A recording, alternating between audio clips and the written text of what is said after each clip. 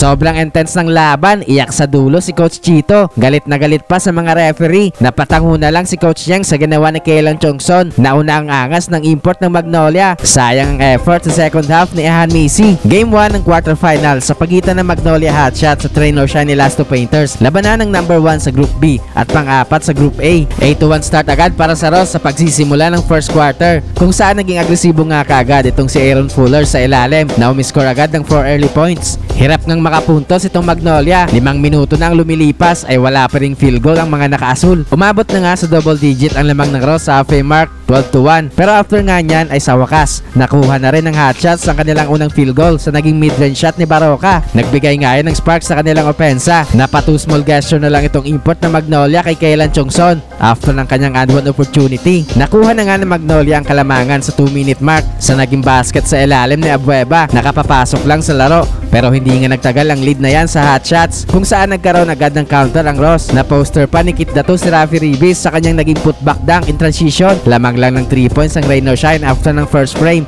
19-16. Second quarter ay nagkaroon ng 6 straight points sa Magnolia sa early minutes. Step up nga dito si Ian Sanggalang na nagkaroon ng 2 straight baskets sa loob ng paint. Tumuloy-tuloy nga ang run ng Hotshots, kung saan dinadaan nila sa bilis ang laro. Umabot na nga sa 9 points sa kanilang kalamangan sa 8-minute mark, pero nagkaroon nga ng counter ang Elasto Painters, kung saan naging agresibo nga sa pag-atake sa basket si Adrian Nocom at Jonard Clarito. At ganun-ganun na lang nga ay tabla na ang talaan sa 6-minute mark. Palitan na nga ng lamang ang both teams midway sa quarter. Nakuha na din nga ni Rice ang kanyang unang 4 points sa PBA. Patuloy din nga pag-capitalize ng Ross sa kanilang mga driving layup dahil hindi nila napapasok ang kanilang mga outside shots. Gumagawa na din nga ng ingay sa opensa itong si Pauli sa kanyang mga transition basket, at sinundan naman niya agad yan ng isang 4-point shot. Back and forth pa rin nga ang opensa ng dalawang koponan sa late minutes. Hindi nga sumusuko itong si Fuller sa pagkuha ng offensive board sa kanyang mga miss shots hanggang sa may pasok niya ang kanyang tira. Lamang lang ng isang puntos ang Ross after ng first half, 51-50. Third quarter ay maganda ang simula ng Ross sa opensa. Sa kanilang 7-0